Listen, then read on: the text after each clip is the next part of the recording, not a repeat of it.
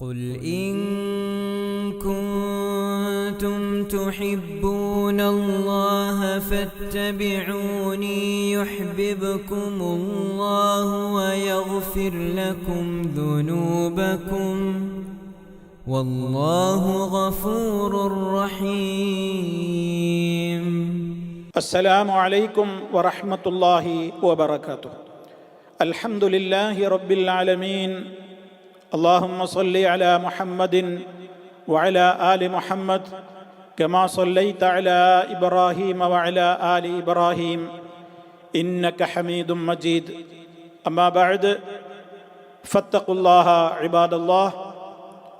സ്നേഹമുള്ള സത്യവിശ്വാസികളെ, സഹോദരി സഹോദരന്മാരെ, സുഹൃത്തുക്കളെ, വിശുദ്ധ റമദാൻ അതിൻ്റെ അവസാനത്തോട് അടുത്തു നിൽക്കുകയാണ്. അല്ലാഹു സുബ്ഹാനഹു വ തആല നമ്മുടെ കർമ്മങ്ങളെല്ലാം പരിപൂർണമായ നിലക്ക് നമ്മളിൽ നിന്നെല്ലാം സ്വീകരിക്കുകയും അവൻ്റെ അടുക്കൽ അത്യുന്നതമായ പദവി നമുക്കെല്ലാം ലഭിക്കുമാറ് നമ്മുടെ നന്മയുടെ പുസ്തകത്തിൽ അത് പൂർണ്ണമായ അർത്ഥത്തിൽ തന്നെ രേഖപ്പെടുത്തപ്പെടുകയും ചെയ്യുന്നവരുടെ കൂട്ടത്തിൽ നമ്മെ ഓരോരുത്തരെയും ഉൾപ്പെടുത്തുമാറാകട്ടെ എന്ന് ആമുഖമായി ദുആ ചെയ്യുകയാണ്. സഹോദരങ്ങളെ, ഈ മഹത്തായ മാസത്തിൻ്റെ പരിസമാപ്തി കുറിച്ചുകൊണ്ട് നമ്മിലേക്ക് കടന്നു വരുന്ന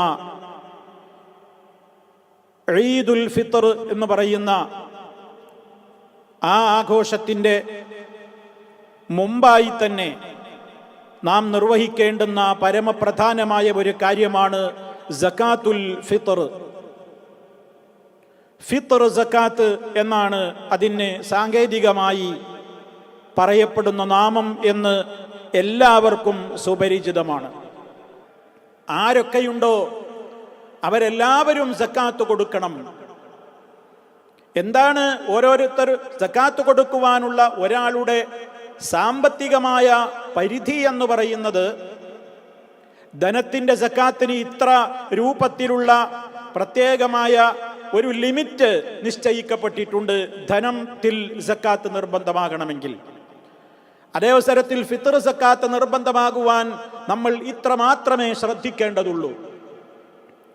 പെരുന്നാളിൻ്റെ അന്ന് അഥവാ ശവ്വാൽ പിറ ദൃശ്യമായത് മുതൽ അല്ലെങ്കിൽ റമദാൻ പൂർത്തിയായി കഴിഞ്ഞാൽ ആ രാവിനും പിറ്റേന്നുള്ള പെരുന്നാൾ പകലിനും തനിക്കും താൻ ചെലവിന് കൊടുക്കൽ നിർബന്ധമായിട്ടുള്ള അംഗങ്ങൾക്കും അവരുടെ അത്യാവശ്യ ചെലവ് കഴിച്ചിട്ട് ബാക്കി ഒരു വ്യക്തിക്ക് നൽകേണ്ടുന്ന ഒരു സാഴിന് തുല്യമായ അളവ് ആരുടെ പക്കലുണ്ടോ ആ വ്യക്തികളെല്ലാം സക്കാത്ത് കൊടുത്തിരിക്കണം. അപ്പോൾ വലിയ സമ്പന്നനാവേണ്ടതില്ല. തൻ്റെ പെരുന്നാൾ ദിനത്തിലെ അത്യാവശ്യം കഴിഞ്ഞ് മിച്ചമുള്ളവരെല്ലാവരും ആ മിച്ചമുള്ളത് തൻ്റെയും തൻ ചെലവിൽ കൊടുക്കേണ്ടുന്ന തൻ്റെ കുടുംബാംഗങ്ങളുടെയും പേരിൽ സക്കാത്തായി നൽകുവാനുള്ള അളവുണ്ടെങ്കിൽ അവരെല്ലാവരും സക്കാത്ത് നൽകിയിരിക്കണം. ഇതാണ് ഫിത്ർ സക്കാത്ത് നൽകുവാനുള്ള സമ്പത്തിൻ്റെ ലിമിറ്റ്. അല്ലെങ്കിൽ ആ രൂപത്തിലുള്ള കഴിവുകളെ നമ്മൾ മനസ്സിലാക്കുമ്പോൾ എന്താണ് ആ കഴിവ് എന്നുള്ളത് നമ്മൾ അറിഞ്ഞിരിക്കേണ്ടത്. ഇനി സഹോദരന്മാരെ, ഇത് എന്തിനു വേണ്ടി അള്ളാഹു നിശ്ചയിച്ചു? ഫിത്ർ സക്കാത്ത് എന്തിനു വേണ്ടിയാണ് അള്ളാഹു നിശ്ചയിച്ചത്? പല തത്വങ്ങൾ അതിലുണ്ടായിരിക്കാം. എന്നാൽ രണ്ട് കാര്യങ്ങൾ മഹാനായ റസൂലുള്ളാഹി സ്വല്ലല്ലാഹു അലൈഹി വസല്ലം നമുക്ക് പഠിപ്പിച്ചു തന്നിട്ടുണ്ട്. തുഹറത്തൻ ലിസ്സായിമി, നോമ്പുകാരന് ഒരു ശുദ്ധീകരണം എന്ന നിലക്ക് എന്നാണ് ഒരു കാര്യം പറഞ്ഞത്. രണ്ടാമത് പറഞ്ഞത് വതുഅമത്തൻ ലിൽ മസാകീൻ, മിസ്കീനുകൾക്ക്, അഗതികൾക്ക് പെരുന്നാൾ ദിനത്തിൽ ഊരുതണ്ടാതെ, യാചിക്കാൻ ഇടവരാതെ അവരുടേതായ പെരുന്നാൾ ദിനം അവരും സന്തോഷത്തോടെ സമാധാനത്തോടെ ആഘോഷിക്കുവാനുള്ള വക അവർക്കും ഉണ്ടാക്കി കൊടുക്കുക, അവർക്കന്നേ ദിവസത്തേക്കുള്ള ഭക്ഷണം ലഭ്യമാക്കുക എന്നുള്ളതാണ് രണ്ടാമത്തെ കാരണമായി പറഞ്ഞത്. ഇവിടെ ആദ്യം പറഞ്ഞത് നോമ്പുകാരന്റെ നോമ്പിൽ വന്നിരിക്കാവുന്ന വീഴ്ചകൾക്ക് പരിഹാരം, ശുദ്ധീകരണം എന്ന നിലക്ക് എന്നാണല്ലോ. അത് മാത്രമല്ല, അതുകൊണ്ട് ഉദ്ദേശിക്കപ്പെടുന്നത് എന്നുകൂടി നമ്മൾ അറിയണം. കാരണം നോമ്പൊന്നും നിർബന്ധമല്ലാത്ത കുഞ്ഞുങ്ങൾക്ക് പോലും ഫിത്ർ സക്കാത്ത് നൽകണമല്ലോ, ചെറിയ കുഞ്ഞിന് പോലും നൽകണമല്ലോ, ഗർഭസ്ഥ ശിശുവിന് പോലും നൽകിയാൽ നല്ലത് എന്ന് സഹാബിമാരിൽ ചിലർ അഭിപ്രായപ്പെട്ടതായി നമുക്ക് കാണുവാൻ സാധിക്കും. എന്നാൽ അത് നിർബന്ധമല്ല. എന്നാൽ എല്ലാവർക്കും നിർബന്ധമായ കാര്യമാണ്. അതിൽ ചെറുപ്പ വലുപ്പ വ്യത്യാസങ്ങളില്ല, സ്ത്രീ പുരുഷ വ്യത്യാസമില്ല, സ്വതന്ത്രനെന്നോ അടിമയെന്നോ വ്യത്യാസമില്ല, എല്ലാവർക്കും നൽകിയിരിക്കണം എന്നുള്ളതാണ്. അതുപോലെ തന്നെ ആ ദിവസത്തിൽ പ്രയാസപ്പെടുന്ന ആളുകൾ ഉണ്ടായിരിക്കാൻ പാടില്ല. ഇതൊക്കെയാണ് അതിൻ്റെ ലക്ഷ്യമായി കൊണ്ട് പറഞ്ഞിട്ടുള്ളത്. എത്രയാണ് അതിൻ്റെ അളവ് നൽകേണ്ടത്, എന്താണ് നൽകേണ്ടത്? മഹാനായ നബി സല്ലല്ലാഹു അലൈഹി വസല്ലമിന്റെ കാലത്തെക്കുറിച്ച് സ്വഹാബത്ത് പറയുന്നുണ്ട്, ഞങ്ങൾ നബി സല്ലല്ലാഹു അലൈഹി വസല്ലമിന്റെ കാലത്ത് കാരക്കയിൽ നിന്ന് ഒരു സ്വാഴ്, ബാർലിയിൽ നിന്ന് ഒരു സ്വാഴ്, ഗോതമ്പിൽ നിന്ന് ഒരു സ്വാഴ്, അതുപോലെ തന്നെ അഖിത്ത് പാൽക്കട്ടി, നമ്മുടെ പനീർ എന്ന് നമുക്ക് പറയാവുന്ന പാൽക്കട്ടിയിൽ നിന്ന്, അതുപോലെ തന്നെ ഉണക്കമുന്തിരി, അന്ന് ഭക്ഷ്യധാന്യമായി ഉപയോഗിച്ചിരുന്ന വസ്തുക്കൾ ഏതൊക്കെയാണോ എല്ലാത്തിൽ നിന്നും അതേതിൽ നിന്നുമാകാം ഒരു സാആണ് അവർ നൽകിയത്. ഒരു സാഴ് അതിൽ നിറക്കുന്ന വസ്തുക്കൾക്കനുസരിച്ചുകൊണ്ട് നമ്മുടെ തൂക്കത്തിലേക്ക് നമ്മൾ കണക്കാക്കുമ്പോൾ വ്യത്യാസങ്ങൾ ഉണ്ടാവുക സ്വാഭാവികമാണ്. അന്നത്തെ സാഴിൽ ഗോതമ്പിട്ടളന്നപ്പോൾ 2 കിലോഗ്രാമും 40 ഗ്രാമുമാണ് ഉണ്ടായത് എന്നൊക്കെ പണ്ഡിതന്മാർ ഉദ്ധരിച്ചത് കാണാം. എന്നാൽ അതിൽ അളക്കുന്ന വസ്തുക്കളുടെ അതുപോലെ തന്നെ അവയുടെ തന്നെ വ്യത്യസ്ത ഇനങ്ങൾ അതിൽ വാരി നിറക്കുക എന്ന് നമ്മൾ പറയുമ്പോൾ ഒരു സാഴ് എന്ന് പറയുന്നത് 4 മുദ് ആണ് അതിൻ്റെ ഉദ്ദേശം. ഒരു മുദ് എന്ന് പറയുന്നത് ഒരു മനുഷ്യന്റെ 2 കൈകളും കൂട്ടിപ്പിടിച്ചിട്ട് ധാന്യം വാരിയെടുത്താൽ എന്നിട്ടത് ആ പാത്രത്തിലേക്കിട്ട് അങ്ങനെ 4 പ്രാവശ്യം കോരിയിടുമ്പോഴുള്ള ആ 4 മുദ്ദാണ് ഒരു സാഴ് എന്നറിയപ്പെടുന്നത്. അത് വ്യത്യാസങ്ങൾ ഉണ്ടാകും. കാരക്ക തൂക്കുന്നത് പോലെയാവില്ല മറ്റു വസ്തുക്കൾ ഗോതമ്പ് തൂക്കുമ്പോൾ, അതേപോലെയാവില്ല. നമ്മുടെ നാട്ടിലെ അരികൾ തന്നെ വ്യത്യസ്ത ഇനങ്ങളുണ്ടല്ലോ, പല വിധത്തിലുള്ള അരികളുണ്ട്. ആ അരികളൊക്കെ തൂക്കുമ്പോൾ അതിനനുസരിച്ചുള്ള ചില്ലറ വ്യത്യാസങ്ങൾ, ഗോതമ്പ് തൂക്കുമ്പോൾ അതിനനുസരിച്ച വ്യത്യാസങ്ങൾ ഒക്കെ ഉണ്ടാകാം. അതുകൊണ്ട് തന്നെ 2 കിലോഗ്രാം കഴിച്ച് 40 ഗ്രാം മുതൽ 2,200, അതുപോലെ തന്നെ 2,500, 2,600, 3 കിലോ വരെ അഭിപ്രായപ്പെട്ട പണ്ഡിതന്മാരുണ്ട്. എന്തായാലും അതിൻ്റെ ഒരു മധ്യമ നിലപാടിലുള്ള 2.5 കിലോ ഏകദേശം എന്നത് കണക്കാക്കിയാൽ അല്പം കൂടിയാലും നമുക്കൊന്നും സംഭവിക്കില്ലല്ലോ, കുറയാതെ നോക്കുകയാണല്ലോ നമ്മൾ വേണ്ടത്. ആ നിലക്കുള്ള ഒരളവാണ് നമ്മുടെ നാട്ടിലുള്ള ഭക്ഷ്യധാന്യമായ അരിയാണ് നൽകേണ്ടത്, പണമല്ല സുഹൃത്തുക്കളെ നൽകേണ്ടത്. നബി സല്ലല്ലാഹു അലൈഹി വസല്ലമിന്റെ കാലത്തും നമ്മൾ മനസ്സിലാക്കണം, പണം ആവശ്യമുള്ള ആളുകൾ അന്നുമുണ്ടായിരുന്നു. അന്നും നബി സല്ലല്ലാഹു അലൈഹി വസല്ലമിന്റെ കാലത്ത് വിനിമയത്തിനുള്ള, ഇന്ന് നമ്മുടെ കറൻസികൾക്ക് പകരം അന്നുണ്ടായിരുന്നത് വെള്ളി നാണയങ്ങളും സ്വർണ്ണ നാണയങ്ങളും ഒക്കെയാണല്ലോ. പക്ഷേ നബി സല്ലല്ലാഹു അലൈഹി വസല്ലമ ഫിത്ർ സക്കാത്തിന്റെ കാര്യം പറഞ്ഞപ്പോൾ 1 ദിർഹമെന്നോ അല്ലെങ്കിൽ 1/2 ദിർഹമെന്നോ അല്ലെങ്കിൽ 1 ദീനാറെന്നോ 1/2 ദീനാറോ 1/4 ദീനാർ എന്നൊന്നും പറഞ്ഞിട്ടില്ലല്ലോ. അവിടെയൊക്കെ ഭക്ഷണമാണ് പറഞ്ഞത്. അതുകൊണ്ട് ഭക്ഷ്യധാന്യം തന്നെയാണ് നൽകേണ്ടത്. പണ്ഡിത ലോകത്ത് അഭിപ്രായ വ്യത്യാസങ്ങൾ ഈ വിഷയത്തിൽ ഉണ്ട്. ഒരു ന്യൂനപക്ഷ പണ്ഡിതന്മാർ പണവും നൽകാമെന്ന് അഭിപ്രായപ്പെട്ടവരും ഉണ്ടെങ്കിലും സഹാബത്ത് നബി സല്ലല്ലാഹു അലൈഹി വസല്ലമിന്റെ കാലത്ത് അവർ അതേ നൽകിയിട്ടുണ്ടായിരുന്നുള്ളൂ എന്നതിനാൽ ആ വീക്ഷണം തന്നെയാണ് പ്രബലമായ വീക്ഷണമായിട്ട് നമ്മൾ സ്വീകരിക്കേണ്ടത്. മറ്റുള്ളതിനെ സംബന്ധിച്ചിടത്തോളം നമുക്ക് അത് പ്രവാചകൻ സല്ലല്ലാഹു അലൈഹി വസല്ലമിന്റെ കാലത്ത് നടന്ന ആ ഒരു കാര്യവുമായി തട്ടിച്ചു നോക്കുമ്പോൾ അത് ശരിയല്ല എന്ന വീക്ഷണമാണ് ധാരാളം പണ്ഡിതന്മാർ രേഖപ്പെടുത്തിയിട്ടുള്ളത്. അതേപോലെ തന്നെ ഫിത്ർ സക്കാത്ത് ആളുകൾക്കിടയിൽ നിന്ന് ധാരാളമായി പണം ശേഖരിച്ചുകൊണ്ട് നാട്ടിലുള്ള ഒരുപാട് റിലീഫ് പ്രവർത്തനങ്ങൾക്ക് ഉപയോഗിച്ചുകൂടെ എന്ന് ആളുകൾ പലപ്പോഴും പറയാറുണ്ട്. ഈ കാലഘട്ടത്തിൽ പണമല്ലേ ഏറ്റവും ഉപകാരം, അതുകൊണ്ട് അത് കിട്ടിയ ആളുകൾക്കൊക്കെ നല്ലതല്ലേ എന്ന് പറഞ്ഞു റൂമിലുള്ള പ്രവാസികളിൽ നിന്നെല്ലാം അവരിൽ നിന്നെല്ലാം കാശ് ഈടാക്കിയിട്ട് ആരുടെയെങ്കിലും ചികിത്സക്കോ അത്തരത്തിലുള്ള കാര്യങ്ങൾക്കോ ഒക്കെ നൽകുവാൻ അതല്ലേ ഏറ്റവും നല്ലത്. അല്ലാതെ ഈ കാലഘട്ടത്തിൽ ആർക്ക് അരി വേണം എന്നൊക്കെയുള്ള ലാഘവ ബുദ്ധിയോടുകൂടി അത്തരം കാര്യങ്ങളെ സമീപിക്കുന്ന ആളുകളെ നമുക്ക് കാണുവാൻ സാധിക്കും. സഹോദരങ്ങളെ, പാവപ്പെട്ടവരുടെയും പ്രയാസപ്പെടുന്നവരുടെയും കഷ്ടപ്പെടുന്നവരുടെയും കണ്ണീരൊപ്പുവാനും അവരുടെ പ്രയാസങ്ങളിൽ നിന്ന് അവർക്ക് മോചനം നൽകുവാനും അള്ളാഹു നിശ്ചയിച്ച സംവിധാനങ്ങൾ വേറെയുമുണ്ടല്ലോ. നമ്മുടെ സദഖകളിൽ നിന്ന്, മറ്റുള്ള നമ്മുടെ സക്കാത്തിൽ നിന്ന്, നമ്മുടെ സക്കാത്ത് നമ്മുടെ ധനത്തിന്റെ സക്കാത്ത് ഉണ്ടല്ലോ, അത്തരത്തിലുള്ള സംവിധാനങ്ങളൊക്കെയാണ് നമ്മൾ അതിനു വേണ്ടി ഉപയോഗപ്പെടുത്തേണ്ടത്. പാവങ്ങളായ ആളുകളുടെ അവർക്ക് അവരുടെ ഉപജീവനത്തിന്റെ പ്രയാസങ്ങൾ തീർത്തു കൊടുക്കുവാനുള്ള, കഷ്ടതകൾ തീർക്കുവാനുള്ള മാർഗങ്ങളിൽ തോളോട് തോളുരുമ്മി അണിചേരുക എന്നുള്ളത് വിശ്വാസിയുടെ ഭാഗമാണ് എന്ന കാര്യത്തിൽ ഒരു തർക്കവുമില്ല. അതിനെ മറന്നുകൊണ്ടല്ല ഞാൻ സംസാരിക്കുന്നത്. വിശുദ്ധ ഖുർആൻ ഇതിന്റെ പ്രാധാന്യം എമ്പാടുമാണ് പറഞ്ഞിട്ടുള്ളത്.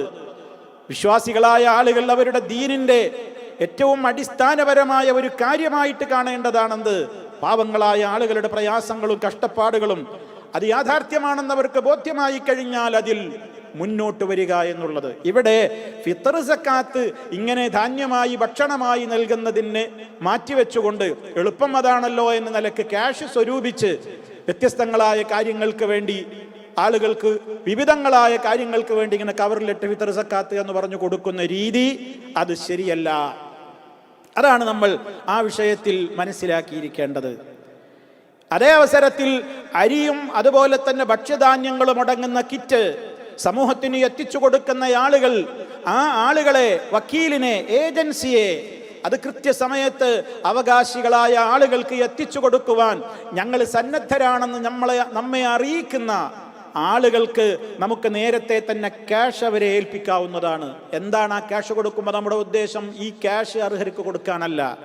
ഈ ക്യാഷ് കൊണ്ട് നിങ്ങൾ ധാന്യം അല്ലെങ്കിൽ ഭക്ഷണം വാങ്ങിയിട്ട് അർഹരായ ആളുകൾക്ക് അത് സമയത്ത് എത്തിച്ചു കൊടുക്കുവാനുള്ള നമ്മുടെ വക്കാലത്ത് ഏൽപ്പിക്കലാണ്. നാം ചെയ്യേണ്ടുന്ന സമയത്ത് നമ്മൾ ചെയ്യേണ്ടുന്ന ഒരു കാര്യം മറ്റൊരാളത് ഭംഗിയിൽ നിർവഹിക്കുമെന്ന് നമുക്ക് തോന്നുമ്പോൾ അയാളെ, ഞാൻ ചെയ്യേണ്ട ഉത്തരവാദിത്വം അയാളിൽ ഞാൻ ഏൽപ്പിക്കുന്ന വക്കാലത്ത് എന്ന് പറയുന്ന രീതിയാണത്. അപ്പോൾ നമുക്ക് അവരുടെ കൈകളിൽ പൈസ സ്വരൂപിച്ചു കൊടുക്കാം. എന്നിട്ട് അവർ സമയമാകുമ്പോൾ അവകാശികളായ ആളുകളിലേക്ക് അത് എത്തിക്കട്ടെ. അപ്പൊ അതുകൊണ്ട് സഹോദരങ്ങളെ, ആ രൂപത്തിലാണ് നമ്മൾ അത് നിർവഹിക്കേണ്ടത്. മാത്രമല്ല, അത് കൊടുക്കുമ്പോൾ ഏത് കർമ്മവും ഇന്നമൽ അഅ്മാലു ബിന്നിയാത്ത്, നിയ്യത്ത് പ്രധാനമാണെന്ന് നമ്മൾ മനസ്സിലാക്കണം. നിയ്യത്ത് എന്ന് പറയുന്നത് അത് പ്രവർത്തിക്കുന്നവന്റെ മനസ്സിലെ കരുത്താണ് എന്നുള്ളത് നമ്മൾ മറന്നു പോകരുത്.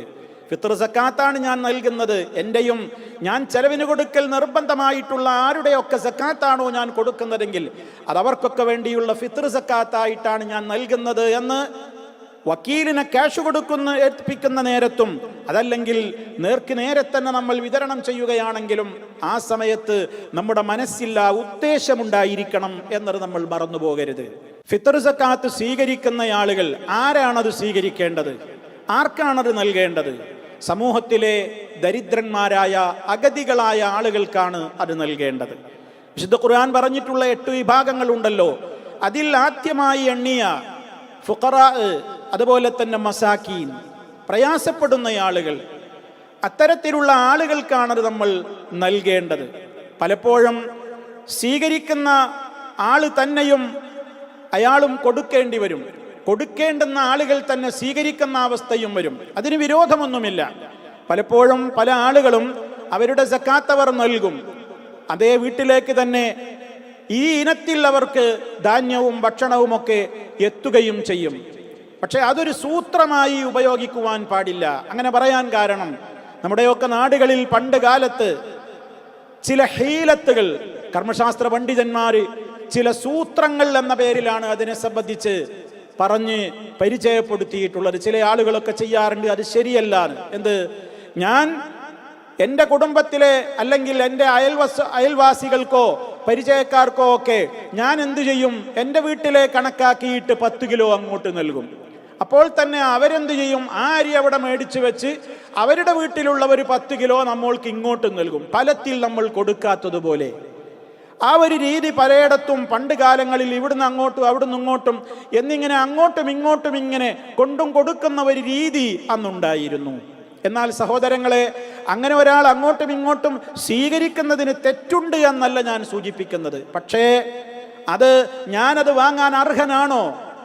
അതെനിക്ക് വാങ്ങാതിരുന്നുകൂടെ? എനിക്ക് അത്യാവശ്യം വേണ്ട ഒരവസരമല്ലല്ലോ ഇത്, അത് മറ്റുള്ളവരിലേക്ക് കൊടുത്തോട്ടെ എന്ന നിലക്ക് അത് വാങ്ങാതിരിക്കലാണ് നമുക്ക് ഉചിതം. നമുക്ക് സാധ്യതയുണ്ടെങ്കിൽ, അഥവാ എനിക്കതിന് കഴിവുണ്ടെങ്കിൽ, ഞാൻ നമ്മുടെ വീട്ടിലേക്ക് അത് കൊണ്ടുവരുമ്പോൾ, അല്ലെങ്കിൽ അതിൻ്റെ കണക്കുകൾ നിശ്ചയിക്കപ്പെടുന്ന കണക്കുകൾ നമ്മൾ അറിയുമ്പോൾ എനിക്കത് വേണ്ട എന്ന് നമ്മൾ മുൻകൂട്ടി പറയുന്നതായിരിക്കും ഉചിതം. അതല്ല, ഞാനും ആവശ്യക്കാരനാണ്, എനിക്കും കിട്ടിയാൽ കൊള്ളാമെന്ന്, എൻ്റെതായ സാമ്പത്തിക നില അനുസരിച്ച് എനിക്കും പ്രയാസങ്ങളുണ്ട്, എൻ്റെ അടുക്കളയുടെയും എൻ്റെ വീടിൻ്റെയും സ്വകാര്യതകൾ എനിക്കേ അറിയൂ എന്ന നിലക്ക് എനിക്കത് വാങ്ങണമെന്നുണ്ടെങ്കിൽ വാങ്ങുന്നതിന് വിരോധവുമില്ല. എന്നാൽ അത് കൊടുക്കാത്തവരെ പോലെയുള്ള ഒരവസ്ഥ പണ്ടുണ്ടായിരുന്നു. ഞാൻ സൂചിപ്പിക്കുന്നത് അങ്ങോട്ടും ഇങ്ങോട്ടും മാറ്റിക്കളിക്കുന്ന ഒരു സമ്പ്രദായം ഉണ്ടായിരുന്നു. എത്രത്തോളം ചിലപ്പോൾ ആളുകൾ കഴിവൊക്കെയുള്ള ആളുകളായിരുന്നിട്ട് പോലും ഇതെന്തോ ഒരു ബർക്കത്തുള്ള ഒരു അരിയാണ്, അതുകൊണ്ട് എനിക്കെന്തുകൊണ്ട് തന്നില്ല എന്നുള്ളതിൻ്റെ പേരിൽ ഇത് ശേഖരിച്ച് വിതരണം ചെയ്യുന്ന കമ്മിറ്റികളിലും ബന്ധപ്പെട്ട ഇടങ്ങളിലുമൊക്കെ തർക്കങ്ങളും വഴക്കുകളുമൊക്കെ ഉണ്ടാവാറു പോലുമുണ്ട്. എനിക്ക് കിട്ടിയില്ല, എന്നെ പരിഗണിച്ചില്ല, എന്നെ അവഗണിച്ചു, അപ്പുറത്ത് കൊടുത്തു, എനിക്ക് കിട്ടിയില്ല. അങ്ങനെ പറയേണ്ടുന്നൊരവസ്ഥ ഉണ്ടാകരുത് സഹോദരങ്ങളെ. ഇതെനിക്ക് വാങ്ങാൻ എനിക്ക് അവകാശമുണ്ടെങ്കിൽ മാത്രം ഞാൻ വാങ്ങിയാൽ മതി, അല്ലെങ്കിൽ അത് എന്നെക്കാൾ അർഹതയുള്ള ആളുകളിലേക്ക് പോവട്ടെ എന്നാണ് ഞാൻ വിചാരിക്കേണ്ടത്. സുഹൃത്തുക്കളെ, അതും നമ്മൾ ഇതിനോട് ചേർത്ത് വായിക്കേണ്ടതാണ്. അതുപോലെ തന്നെ അത് നമുക്ക് നിർബന്ധമായി കൊടുക്കേണ്ടുന്ന സമയം നിസ്കാരത്തിൻ്റെ മുമ്പേ അത് കൊടുത്തു വിട്ടണം. ഈദ് നമസ്കാരത്തിൻ്റെ മുമ്പ് അസ്തമിക്കുന്നതോടുകൂടി നമുക്കത് കൊടുത്ത് തുടങ്ങാം. എന്നാൽ നേരത്തെ കൊടുത്തുകൂടെ എന്ന സംശയം ചോദിക്കുന്ന സഹോദരങ്ങളുണ്ട്. മഹാന്മാരായ സഹാബത്തിൽ നിന്നുള്ള റിപ്പോർട്ടുകളിൽ മഹാനായ ഉമർ ഖത്താബ് റളിയല്ലാഹു അൻഹുവിന്റെ മോൻ അബ്ദുല്ലാഹ് ഇബ്നു ഉമർ റളിയല്ലാഹു അൻഹുമ ഞങ്ങൾ 2 ദിവസം മുമ്പൊക്കെ കൊടുക്കാറുണ്ടായിരുന്നു. ഇമാം മാലിക്കിന്റെ മുവത്തയിൽ രേഖപ്പെടുത്തപ്പെട്ടതായി നമുക്ക് കാണാൻ സാധിക്കും. 2 ദിവസം മുമ്പ്, 2-3 ദിവസം മുമ്പൊക്കെ കൊടുക്കാറുണ്ടായിരുന്നു എന്ന്. ഷാഫിഈ മദ്ഹബിലൊക്കെ പിന്നെ റമദാന്റെ എപ്പോഴും കൊടുക്കാമെന്ന വീക്ഷണമുണ്ട്. പക്ഷേ അതിന് നമുക്ക് സഹാബിമാരിൽ നിന്നുള്ള അഭിപ്രായങ്ങളുടെ പോലും ഒരു പിൻബലം നമുക്ക് കാണുവാൻ സാധ്യമല്ല. വല്ലാഹു അഅലം. ഏതായിരുന്നാലും നാം മനസ്സിലാക്കുക, ഇങ്ങനെ 2-3 ദിവസം വരെയൊക്കെ നമുക്കത് കൊടുക്കാവുന്നതാണ്. എന്നാൽ ഈ ഒരു വിഷയത്തെ കൃത്യമായി അതിൻ്റെ അവകാശികളായ ആളുകളിലേക്ക് എത്തിക്കുവാനുള്ള, ആ ദിവസത്തിൽ അവർക്കത് ഉപകാരപ്പെടുന്ന നിലക്ക് എത്രത്തോളം നമുക്ക് സൂക്ഷ്മത പുലർത്തിയിട്ട് ആ മേഖലയിൽ പ്രവർത്തിക്കാനാകുമോ അതിനൊക്കെ വലിയ പുണ്യമുണ്ട് സഹോദരങ്ങളെ. പലപ്പോഴും ആളുകൾക്ക് ഇങ്ങനെ അരി കൊടുക്കുന്ന കൂട്ടത്തിൽ പെരുന്നാളിൻ്റെ അന്ന് ഒരു അരി മാത്രമല്ലല്ലോ ആവശ്യം, അന്നത്തെ ദിവസം അവർക്ക് നല്ല ഭക്ഷണം കഴിക്കാനാണ് മോഹമുണ്ടാവുക. സാധാരണ അരി കൊണ്ട് കഴിക്കുന്ന ആ ഒരു ഭക്ഷണമല്ലല്ലോ ഈദിൻ്റെ ദിവസത്തിൽ എല്ലാവരും കഴിക്കുക. അന്ന് ബസ്മതി അരി പോലെയുള്ള, അതേപോലെ തന്നെ നെയ്ച്ചോറിൻ്റെയും ബിരിയാണിയുടെയും ഒക്കെ അരികൾ കിട്ടാനായിരിക്കും ആളുകൾക്ക് ഇഷ്ടമുണ്ടാവുക. എങ്കിൽ അതും ഇതേ അളവിൽ തന്നെ കൊടുക്കണോ എന്ന് പലരും ചോദിക്കാറുണ്ട്. ഒരു സാഴ് കൊടുക്കുന്നത് സാധാരണ നമ്മുടെ നാട്ടിലെ ജയ അതുപോലെ തന്നെയുള്ള ആ വിധത്തിലുള്ള അരികളൊക്കെ നൽകുന്നതിനേക്കാൾ, അതൊരു സാഴ് അല്ലെങ്കിൽ 2-2.5 കിലോഗ്രാം നൽകുന്നതിനേക്കാൾ ബിരിയാണിയുടെ അരിയാകുമ്പോൾ നമുക്കൊരു 1 കിലോ ഒക്കെ കൊടുത്താൽ പോരെ എന്ന്. അത് ശരിയല്ല, അതല്ല നമ്മൾ സ്വീകരിക്കേണ്ടത്. മഹാനായ നബി സല്ലല്ലാഹു അലൈഹി വസല്ലമ വ്യത്യസ്തങ്ങളായ ഭക്ഷണ പദാർത്ഥങ്ങൾ അന്ന് കൊടുത്തപ്പോഴൊക്കെയും 1 സാഴ് എന്ന അളവ് തന്നെയാണ് നമുക്ക് കാണുവാൻ സാധിക്കുന്നത്. അതുകൊണ്ട് ഒരാൾക്ക് അങ്ങനെ തോന്നുകയാണെന്ന് എനിക്കങ്ങനെ കൊടുക്കാൻ കഴിയും എങ്കിൽ അയാൾ ബിരിയാണി അരി കൊടുക്കട്ടെ. പക്ഷെ എല്ലാവരോടും നമുക്ക് നിങ്ങൾ ബിരിയാണി അരി കൊടുക്കണമെന്ന് നിർബന്ധിക്കാൻ പറ്റൂല. നാട്ടിലുള്ള ഇടത്തരം ആളുകൾ ഉപയോഗിക്കുന്ന, സാധാരണക്കാർ ഉപയോഗിക്കുന്ന ഭക്ഷ്യധാന്യമേതോ അതാണ് നിർബന്ധമാകുന്നത്. ഒരാൾക്ക് കഴിയുമോ അയാൾ ബിരിയാണി അരിയോ മുന്തിയ വിലയുള്ള അരികളോ അയാൾ കൊടുക്കട്ടെ. പക്ഷേ അപ്പോഴും നമ്മൾ അളവ് കുറയ്ക്കേണ്ടതില്ല. അളവ് നബി സല്ലല്ലാഹു അലൈഹി വസല്ലമിന്റെ സഹാബിമാരിൽ മുആവിയ റളിയല്ലാഹു അൻഹുവിന്റെ കാലത്ത് അദ്ദേഹം 1/2 സാഴ് എന്ന അഭിപ്രായം പറഞ്ഞപ്പോൾ അന്ന് ജീവിച്ചിരുന്ന പ്രസിദ്ധരായ പല സഹാബിമാരും ആ വീക്ഷണത്തോട് എതിരാണ് അവർ പ്രകടിപ്പിച്ചത്. അപ്പം അതുകൊണ്ട് തന്നെ ആ ഒരു വീക്ഷണം 1/2 മതിയോ അല്ലെങ്കിൽ അതിൻ്റെ പകുതി പോരെ എന്നുള്ള ഒരു അഭിപ്രായത്തിലേക്ക് നമ്മൾ പോകാതിരിക്കുകയാണ് നല്ലത്. അതേ അവസരത്തിൽ ഒരു നാട്ടിൽ ഇങ്ങനെ മുന്തിയ അരി കൊടുക്കാൻ കഴിവുള്ള ആളുകൾ അവരുടെ 1 സാഴ് അവരങ്ങനെ തന്നെ കൊടുക്കട്ടെ. അല്ലാത്ത ആളുകൾ അവരുടെ വിഹിതം അങ്ങനെയും കൊടുക്കട്ടെ. എന്നിട്ട് ആ രൂപത്തിൽ അതിനെ വിതരണം ചെയ്യുക. ഒരാൾക്ക് എന്താണോ കഴിയുക അയാൾക്കത് കൊടുക്കാം. പക്ഷെ ഒരാളോട് നിർബന്ധിക്കാൻ നമുക്ക് വകുപ്പില്ല.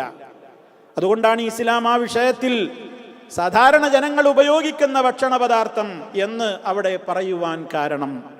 അതായത് എന്താണോ ഒരു നാട്ടിലെ മുഖ്യ ആഹാരം, ആ നിലക്കുള്ള അതിന് വേണ്ട രൂപത്തിലുള്ള സംവിധാനങ്ങൾ.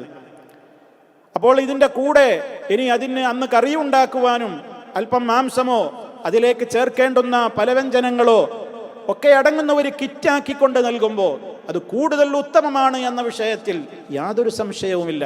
കാരണം പെരുന്നാൾ ദിനത്തിൽ അവർക്ക് സന്തോഷിക്കുവാനുള്ള ഒരു വകയുണ്ടാവുക എന്നുള്ളത് ഇതിൻ്റെ ഒരു പ്രധാനപ്പെട്ട കാര്യമാണ് എന്ന് നമ്മൾ തുടക്കത്തിലെ സൂചിപ്പിച്ചത് നമ്മൾ ഓർക്കുക.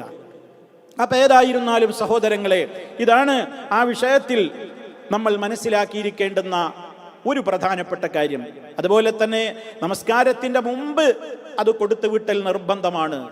ശേഷത്തേക്ക് മനഃപൂർവ്വം പിന്തിക്കാൻ പാടില്ല.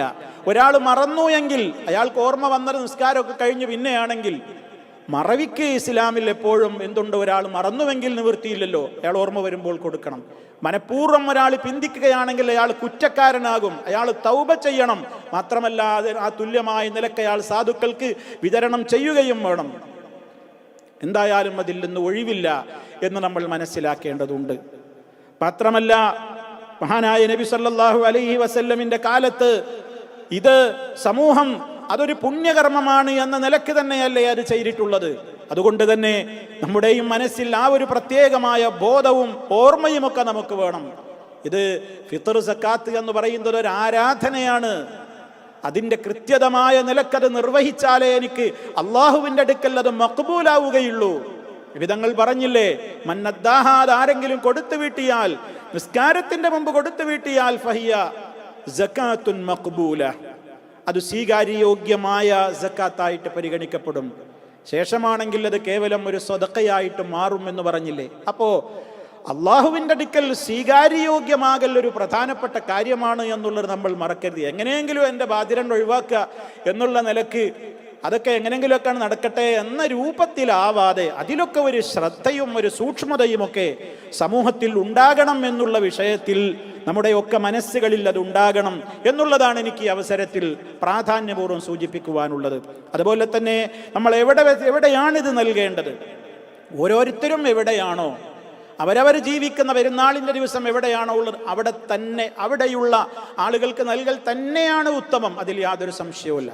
പക്ഷേ അവരെക്കാൾ അർഹതപ്പെട്ട ആളുകൾ, തനിക്ക് വേണ്ടപ്പെട്ടവരും ഏറ്റവും അർഹരായ കൈകളിലേക്ക് എത്തുവാൻ മറ്റൊരു ദേശത്തേക്ക് അതിനെ മാറ്റിയാൽ, അങ്ങോട്ട് അയച്ചാൽ അതാകും നല്ലതെന്ന് തോന്നുന്നുവെങ്കിൽ അതും ആവാം എന്ന് ഈ വിഷയത്തിൽ സംസാരിച്ച എല്ലാ പണ്ഡിതന്മാരും അഭിപ്രായമായി രേഖപ്പെടുത്തിയിട്ടുണ്ട്. ഇതാണ് ഈ വിഷയത്തിൽ നമ്മൾ അറിഞ്ഞിരിക്കേണ്ടുന്ന ചില കാര്യങ്ങൾ. ഫിത്ർ സക്കാത്തിനെ സംബന്ധിച്ചിടത്തോളം സാധാരണയായി എല്ലാവർക്കും അറിയാവുന്ന ഒരു കാര്യമാണ്. എന്നാൽ ഈ വക കാര്യങ്ങളെയൊക്കെ നമ്മൾ മനസ്സിലാക്കുകയും വിലയിരുത്തുകയും ചെയ്യുക.